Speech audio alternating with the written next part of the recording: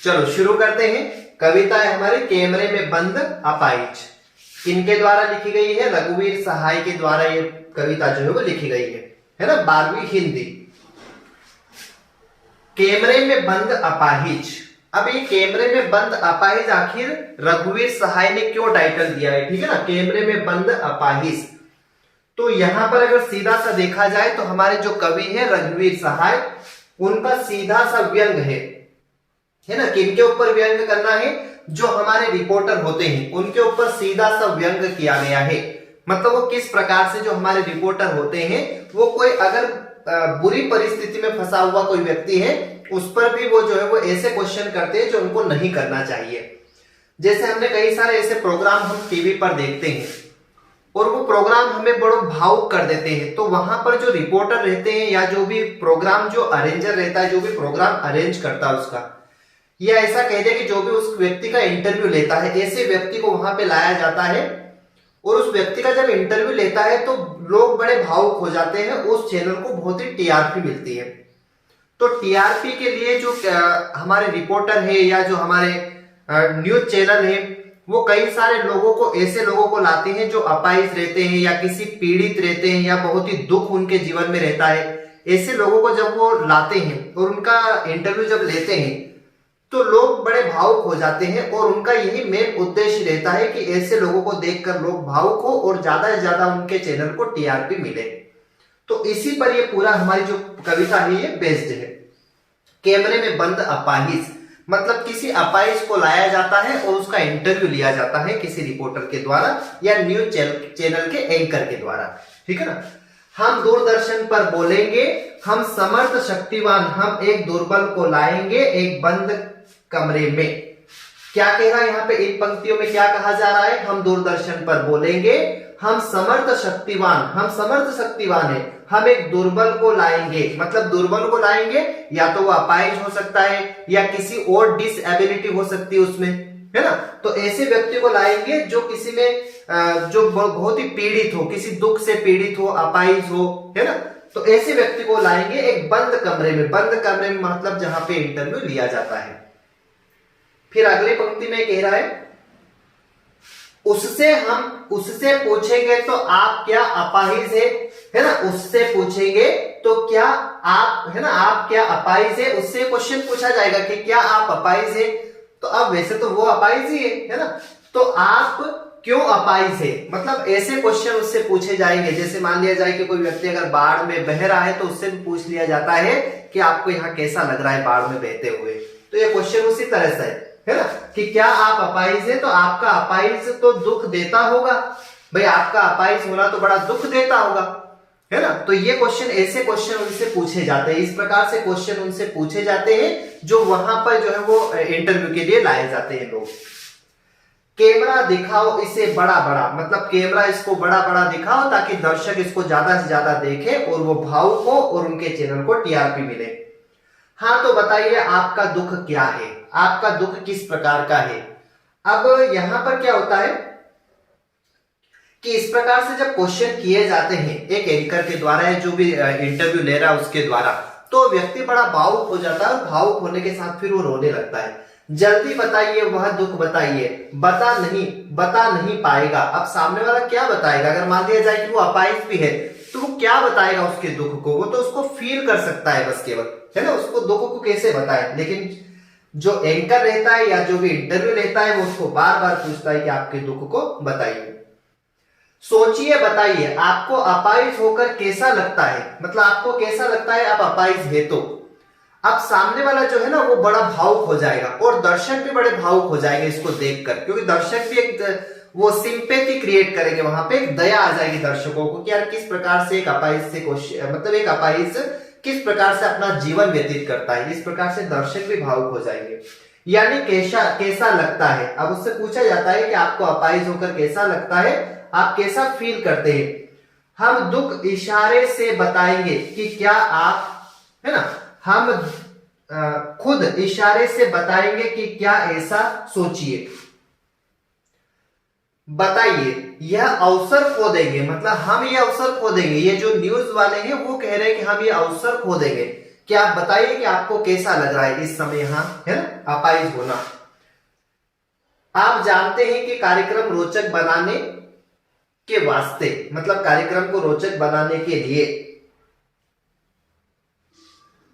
हम पूछ पूछ कर उसको रुला देंगे। अब ये जो है वो एंकर कह रहा है कि जो व्यक्ति रिपोर्टर है ना, जो इंटरव्यू ले रहा है, वो व्यक्ति कह रहा है कि हम पूछ पूछ कर रुला देंगे, मतलब इतना उसको इतना क्वेश्चन पूछे जाएंगे उसके पीड़ित के बारे में कि जैसे जिस प्रकार से वो पीड़ित है। इंतजार करते हैं आप भी, है ना, आप भी उसके रो पड़ने का करते हैं, मतलब उस रो पड़ने का इंतजार दर्शक भी करता है कि वो रोएगा, फिर दर्शक भी भावुक होकर रोने लगता है। यह प्रश्न पूछा नहीं जाएगा।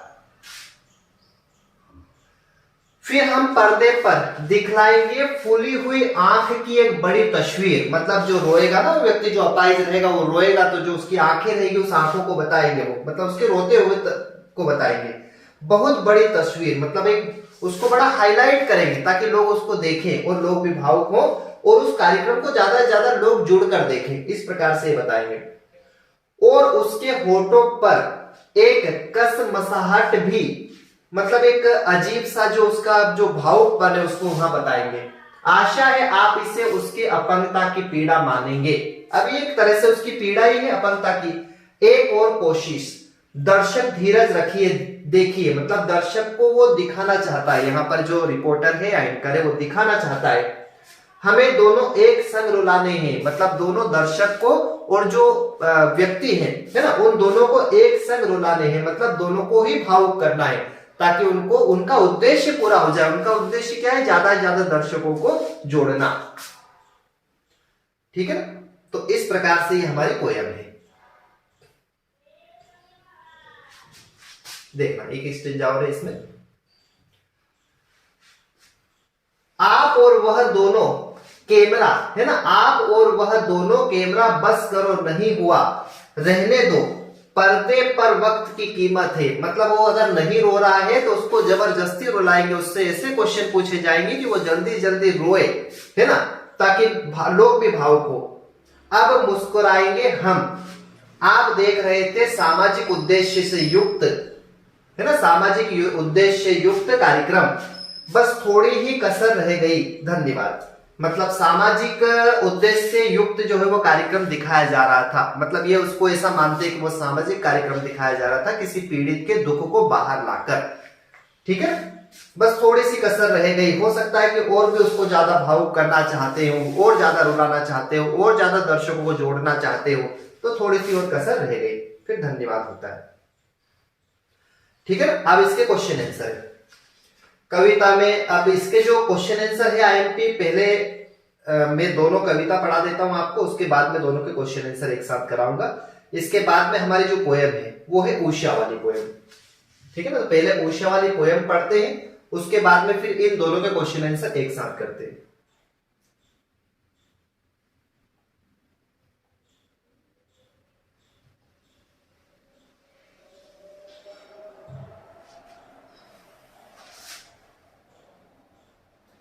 चलो, उषा जो इनके द्वारा लिखी गई है, शमशेर सिंह बहादुर के द्वारा लिखी गई है। इनकी जो प्रमुख रचनाएं हैं, है ना, ये आपके पास अगर बुक है, अदरवाइज आप एनसीईआरटी का एक ऐप है, बहुत ही अच्छा ऐप है, उसको डाउनलोड करके इनके बारे में पढ़ सकते हैं, ताकि ये अपने को जब हम इनका कवि परिचय लिखें तो वो आसानी से लिख पाए और वो हमें सपोर्ट करे। ठीक है, चलिए पोयम है हमारी उषा, पढ़ते हैं।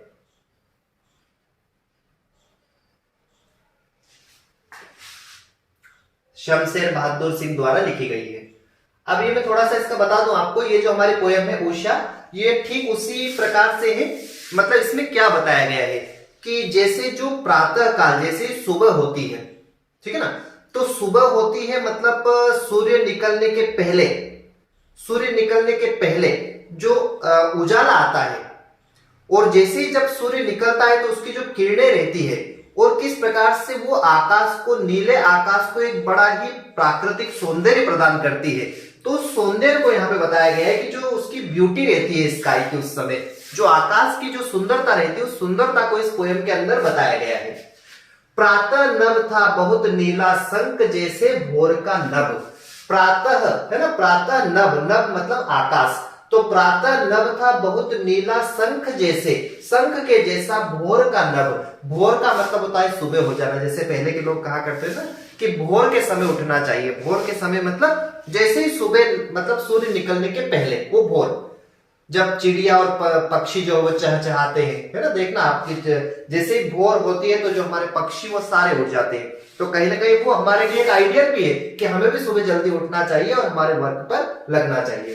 तो प्रातः नभ था बहुत नीला शंख जैसा भोर का नभ, है ना, भोर का नभ मतलब जो सुबह की जो भोर है वो शंख जैसी दिख रही थी। राख से लिपा हुआ चौका अभी गीला पड़ा है। अब यहाँ पे ये एक्चुअली कल्पना कर रहा है, और ये हालांकि जो हमारा जो कवि है शमशेर सिंह बहादुर, जो हमारे कवि है, वो देखा जाए तो पहले के जमाने के, मतलब कहने का मतलब है कि उस समय जो है वो चौका हुआ करता है। जैसे आज के लोग तो जानते ही नहीं कि चौका क्या होता है। राख से लेपा हुआ चौका, चौका मतलब जहां पर खाना बनाया जाता था पहले, चूल्हा और चोखा दोनों कहा जाता था इसको, चूल्हा चोखा, है ना। तो ये जो चौका है ना, ये जस्ट चूल्हे के सामने का एरिया, जहां पर जैसे मान लिया जाए कि हमारी मदर मान लो पहले, है ना, ये बहुत ज्यादा पुरानी बात नहीं है, हालांकि मैंने भी ये चीज देखी है कि 25 से 30 साल पहले जो चूल्हा है और उसके सामने एक चौका है जहां पे चूल्हे पे खाना बनाया जाता था, और चौके पर सारी बड़ो उसको लीपा जाता था, उस पे सारी चीजें रखी जाती थी, है ना, खाना उस पर रखा जाता था, मतलब सामने का एरिया, चूल्हे के सामने का एरिया वो चौका कहलाता है, ऐसा माने। राख, राख अपन सब जानते हैं, जो हमारे कंडे रहते हैं उससे जो राख बनती है वो, तो पहले हालांकि राख से लीपा जाता था, उसको राख से लीपा जाता था, है ना, मिट्टी से लीपा जाता था। तो राख से गीला हुआ चौका अभी गीला पड़ा है। जैसे पहले जो है महिलाएं वो जल्दी उठती थी और अपने चूल्हे चौके को जो लीपती थी, उसके बाद में अपना वर्क करती थी। तो राख से गीला हुआ चौका अभी गीला पड़ा है ना, लीपा हुआ चौका अभी गीला पड़ा है। बहुत बहुत काली सिल जरा से लाल केसर से कि जैसे धुल गई हो, मतलब जो सिल रहती है, जैसे पहले क्या होता था कि अगर खाना बनाया जाता था तो जो मसाले वसाले जितने भी है वो सारी सिल पर कूटे जाते थे। सिल मतलब ऐसा मान के चले कि उसको एक सिला रहती थी वो, पर वो सिला कैसी रहती थी, एक बर्तन जैसी सिला रहती थी वो पत्थर की, उसके अंदर सारे मसाले डाले जाते थे, फिर उसको कूटा जाता था। आज उसकी जगह मिक्सर ने ले ली हमारे, है ना, अब उसको कोई जानता भी नहीं, आज की पीढ़ी तो कोई नहीं जानती सिला को, क्योंकि उसकी जगह मिक्सर ने ले लिया, सारे काम हमारे मिक्सर में होते हैं। तो वो हमारी सिल है, जरा से लाल केसर से कि जैसे धुल गई, लाल केसर से उसको धोया जाता था। स्लेट पर या लाल खड़िया चाक मलदी हो किसी ने। अब ये स्लेट भी एक्चुअली आज के लोग बहुत कम जानते हैं। स्लेट जो हम लोग स्लेट पे ही पढ़े, हालांकि स्लेट मतलब पट्टी कहा जाता था उस जमाने में उसको, है ना। स्लेट मिट्टी की बनती थी, वो ब्लैक रहती थी, उस पर हम चाक से लिखते थे, या पेन कहा जाता था शायद उसको, पेन से लिखते थे, चाक से लिखते थे। तो चाक अलग अलग प्रकार की होती थी, व्हाइट भी होती थी उस समय, और एक अपनी जो ईंट के जैसी जो है ना, ईंट, खड़िया मतलब ईंट का कलर, खड़िया चाक मतलब ईंट का कलर, ईंट आपने देखे होगी, ईंट का कलर जो है वो खड़िया कलर है। तो स्लेट पर या लाल खड़िया चाक मल दी हो किसी ने, मतलब जो है वो स्लेट जो है, उस स्लेट पर किसी ने चाक मल दी हो, उस ईंट का कलर मल दिया हो, ऐसा कलर हो जाता है एक्चुअली लब का, ठीक है ना। फिर नील जल में या किसी की गोर झिलमिल देह जैसे हिल रही हो, जैसे मान लिया जाए कि किसी नील जल में, मतलब नीला जल है, उसी में किसी का गोरा बदन जो है वो निकल रहा हो अंदर से, ऐसा सूर्य निकलता है तो आकाश में दिखता है। यहाँ पे एक्चुअली कंपेयर कर रहा है उस चीज से ना ये। और जादू टूटता है इस उषा का अब सूर्योदय हो रहा है, जैसे ही सूर्योदय हो जाता है, सूर्य निकल जाता है, तो इस ये जो जादू है ना, ये जो आकाश का जो इतना ब्यूटी जो रहती है, इतनी सुंदरता रहती है, वो टूट जाती है, मतलब वो फिर बिखर जाती है, फिर सूर्य आ जाता है, तो फिर हम तो देख ही नहीं पाते उसको, फिर सूर्य को देख ही नहीं सकते फिर, है ना। तो सूर्य आता है, तो जादू टूटता है इस उषा का अब सूर्योदय हो रहा है। जैसे ही सूर्योदय होता है, ये जो जादू है, ये जो एक औसम जैसा लगता है, बहुत ही सुंदर जो नजारा रहता है, वो टूट जाता है, क्योंकि सूर्य आता है, फिर प्रकाश आ जाता है ना? तो जो भोर का जो प्राकृतिक सौंदर्य है वो वहां से गायब हो जाता है, ठीक है। ये हमारी 2 पोएम थी। अब इसके क्वेश्चन आंसर है, तो क्वेश्चन आंसर की पीडीएफ में चलते हैं और क्वेश्चन आंसर समझते हैं इसके।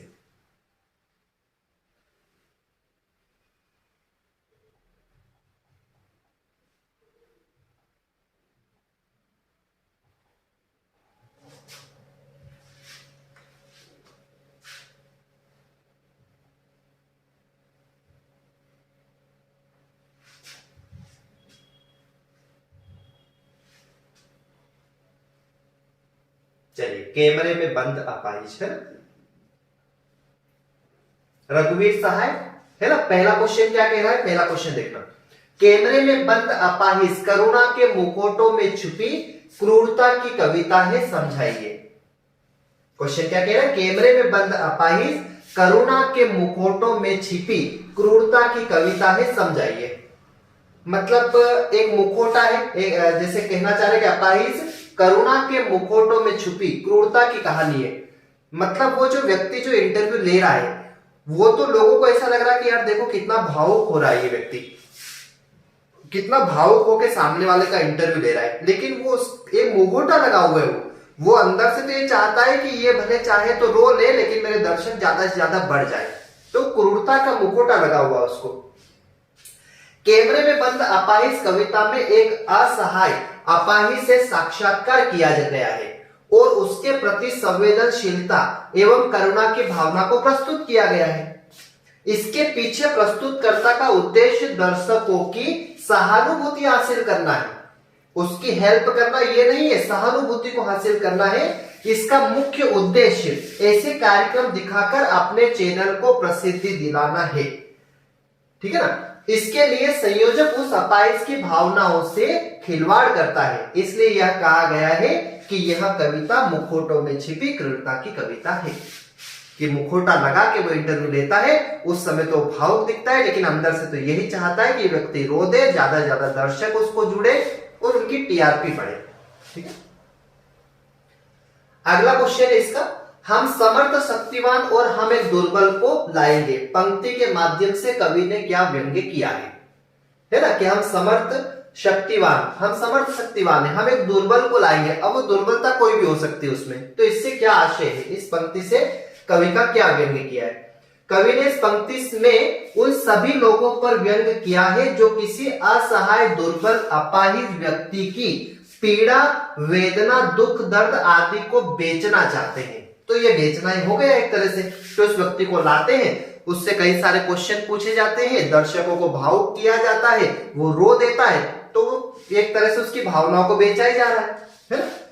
तो बेचना चाहते, वे स्वयं को सर्वशक्तिमान और समर्थ मानते हैं, वे उनके स्वार्थ के लिए किसी का भी मजाक बना सकते हैं, वे उनके चैनल की वृद्धि के लिए किसी की भी भावना से खिलवाड़ कर सकते हैं। कवि ने इन ऊपरी दिखावटी लोगों के अंदर छिपे क्रूर चेहरे को स्पष्ट किया है। बिल्कुल सही, हम कई सारे ऐसे प्रोग्राम देखते हैं, है ना, टीवी पर, कि जिसमें जो इंटरव्यू लिया जाता है तो सामने वाला बड़ा दुर्बल रहता है लेकिन उसका फायदा उठाया जाता है, ठीक है ना। एक तरह से ऐसा ही कह सकते हैं, उनका फायदा उठाया जाता है। कवि ने इन ऊपरी दिखावटी लोगों के अंदर छिपी क्रूरता के चेहरे को स्पष्ट किया है और इनके अंदर छिपी स्वार्थ की भावनाओं को व्यंग्य के माध्यम से हम सभी को अवगत कराया है कि किस प्रकार से ये लोग स्वार्थी रहते हैं और स्वार्थ की भावना इनके अंदर रहती है, कि उस व्यक्ति की वो मदद करने के लिए वहां स्टेज पर नहीं लाए हैं, वो तो उनके कार्यक्रम को प्रसिद्धि दिलाने के लिए वहां पर उसको लाया गया है, ठीक है। समझ के इसको अपने मन से भी वर्ड्स लिख सकते हैं ना, ऐसा नहीं यही कहीं लिखना है, समझना है, थॉट लेना है, उसके बाद में अपने मन से इसको लिखना है। यदि शारीरिक रूप से चुनौती का सामना कर रहे व्यक्ति और दर्शक दोनों एक साथ रोने लगे तो प्रश्नकर्ता का कौन सा उद्देश्य पूरा होता है। अगर दर्शक और जिससे प्रश्न किया जा रहा है वो दोनों एक साथ रोने लगे तो जो प्रश्न करता है, मतलब जो इंटरव्यूअर है, जो इंटरव्यू ले रहा है ना, उसका क्या उद्देश्य पूरा होता है। यदि साक्षात्कार देने वाला अपंग व्यक्ति और दर्शक दोनों एक साथ रोने लगेंगे तो प्रश्नकर्ता को लोगों की सहानुभूति प्राप्त हो जाएगी, है ना, उसको सहानुभूति प्राप्त हो जाएगी प्रश्नकर्ता को। मतलब लोग प्रश्नकर्ता के लिए भी सहानुभूति रखेंगे कि यार देखो कितना व्यक्ति जो है वो इससे क्वेश्चन पूछ रहा है, कितनी हेल्प कर रहा है उसकी, और उसके चैनल को प्रसिद्धि प्राप्त होगी। साथ ही उसका यह उद्देश्य भी पूरा हो जाएगा कि उसने एक अच्छा सामाजिक कार्यक्रम दिखाया। ऐसा करने से उसका व्यवसाय बढ़ जाएगा, ऐसा करने से उनका व्यवसाय बढ़ जाएगा। मतलब कहने का वही है कि उनकी टीआरपी बढ़ जाएगी और उनके चैनल को प्रसिद्धि मिलेगी। पर्दे पर वक्त की कीमत है कहकर कवि ने पूरे साक्षात्कार के प्रति अपना नजरिया किस रूप में रखा। भाई पर्दे पर वक्त की कीमत है ना, भाई पर्दे पर वाकई वक्त की कीमत है, वहां तो सेकंड्स के पैसे हैं, है ना। तो कहकर कवि ने पूरे साक्षात्कार के प्रति अपना नजरिया किस रूप में रखा। इस पंक्ति के माध्यम से कवि ने पूरे साक्षात्कार के प्रति व्यवसायिक नजरिया प्रस्तुत किया है। व्यवसायिक नजरिया ही है कि एक सेकंड के पैसे जो है वो कमा रहे हैं उसके थ्रू, उस व्यक्ति के थ्रू जिसका इंटरव्यू लिया जा रहा है। और कार्यक्रम संयोजक के स्वार्थ की भावना को बताया है। पर्दे पर जो कार्यक्रम दिखाया जाता है उसकी कीमत समय के अनुसार होती है। भाई जो भी पर्दे पर कार्यक्रम दिखाया जा रहा है तो उसकी तो समय के अनुसार कीमत होती है। कार्यक्रम के संयोजक को जनता के हित या पीड़ा से कोई मतलब नहीं होता। जो कार्यक्रम का संयोजक है उसको जनता से और जो व्यक्ति इंटरव्यू दे रहा है उसकी पीड़ा से कोई मतलब नहीं होता उनको। उनका मुख्य उद्देश्य कार्यक्रम को कम से कम समय में अधिक से अधिक प्रसिद्धि दिलाना होता है। संयोजक है ना, संयोजक की सहानुभूति तो दिखावटी होती है जिससे कि उनका कार्यक्रम सफल हो सके। जहां पर कवि ने संयोजक की स्वार्थ, जहां है ना, यहां पर कवि ने संयोजक की स्वार्थ भावना को प्रकट किया है। मतलब जो संयोजक रहता है, जो इंटरव्यू लेता है, उसकी स्वार्थ भावना को यहां पर बताया गया है पोएम के अंदर। ठीक है, इतने क्वेश्चन लिखना है इसमें और अपने थॉट रखना है। कोई दूसरा क्वेश्चन भी अगर आता है तो इसके थ्रू अपन लिख सकते हैं। चलिए, उषा शमशेर बहादुर सिंह द्वारा लिखी गई कविता के किन उपमानों को देखकर यह कहा जा सकता है कि उषा कविता गांव की सुबह का गतिशील शब्द चित्र है। क्वेश्चन फिर से देखना, कविता के किन उपमानों को देखकर, मतलब कौन कौन से ऐसे कार्य दिखाए गए हैं कविता के अंदर, यह कहा जा सकता है और यह कहा जा सकता है कि उषा कविता गांव की सुबह का प्रगतिशील शब्द चित्र है। मतलब जो गांव की जो सुबह होती है उसका एक बहुत ही अच्छा चित्रण किया गया है कविता के अंदर। ऐसा हमें कैसे पता चलता है ना, गांव की सुबह के बारे में बताया गया है कविता के अंदर, शहर की नहीं, क्योंकि शहर में तो इतनी सारी बिल्डिंगें रहती है कि हम सुबह देख ही नहीं पाते हैं। लेकिन गांव में जब हम उठते हैं तो सीधा हम सूर्य के दर्शन करते हैं या वो प्राकृतिक जो सौंदर्य है वो हम आराम से देख पाते हैं। प्रस्तुत कविता उषा कवि शमशेर बहादुर सिंह द्वारा प्रस्तुत की गई प्रस्तुत कविता में कवि ने गांव की सुबह का वर्णन किया है। भोर के समय आकाश नीले शंख की तरह पवित्र लगता है। भोर के समय मतलब सुबह के समय आकाश जो है वो नीले शंख की तरह पवित्र लगता है, जैसे किसी गांव की महिला ने चूल्हा जलाने से पहले राख से पोत दिया हो, राख से लीप दिया हो, है ना, ऐसा वो लगता है। कुछ देर बाद हल्की सी लाली दिखाई देती है। भाई जैसे सूर्य निकलने लगता है तो थोड़ी सी लाली दिखाई देती है। जैसे काली सील मतलब जैसे मैंने कविता पढ़ाते समय बताया था आपको, सील मतलब वो एक बर्तन के जैसी सिला है ना जिसमें मसाले कूटे जाते हैं। तो काली सील पर जरा सा लाल केसर डाला है और फिर उसे धो दिया, है ना, उसको धो दिया। या किसी ने स्लेट मतलब जो पट्टी होती थी उस समय, है ना, पर लाल खड़िया चाक मल दी हो, एक ईंट के कलर की जो चाक है वो मल दी हो। आकाश के नीलेपन से सूर्य ऐसे प्रकट हुआ जैसे नीले जल में किसी का गोरा सुंदर शरीर झिलमिलाता हुआ प्रकट हो रहा है। लेकिन सूर्य के प्रकट होने पर सारा प्राकृतिक सौंदर्य गायब हो जाता है। जैसे ही सूर्य निकलता है तो जो लाल किरणें रहती है ना, शंख जैसा जो हमारा आकाश रहता है, वो सारा जो है वो गायब हो जाता है।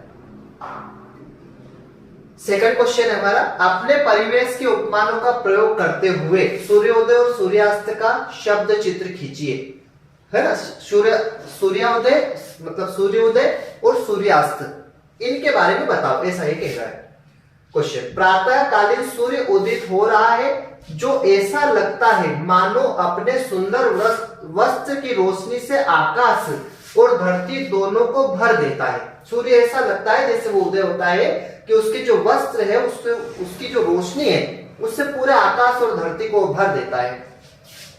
सभी अपने दिन की शुरुआत करते हैं, धीरे धीरे दिन आगे बढ़ता है। सूर्यास्त के समय जैसे हम अपनी पोशाक बदलकर सोने जाते हैं, वैसे ही सूर्य अपनी हल्की लाल रंग की पोशाक पहनकर सोने के लिए तैयार हो जाता है। जैसे सूर्य जब डूबता है तो हल्की लाल रंग की पोशाक जैसे वो उसका कलर हो जाता है। उसे देखकर हम भी अपने दैनिक कार्य को समाप्त कर देते हैं और सोने की तैयारी करते हैं। ठीक है, थर्ड क्वेश्चन है सूर्योदय से ओसा का कौन सा। अब ये क्वेश्चन जो ऊपर मैंने जो दो कराए हैं हमारे बुक के अंदर है, ये कुछ एक्स्ट्रा क्वेश्चन है जो आइडेंटिटी बन सकते हैं। सूर्योदय से उषा का कौन सा जादू टूट रहा है। उषा का उदय आकर्षक होता है, उषा मतलब वही भोर का समय है ना, भोर का समय बड़ा आकर्षक होता है।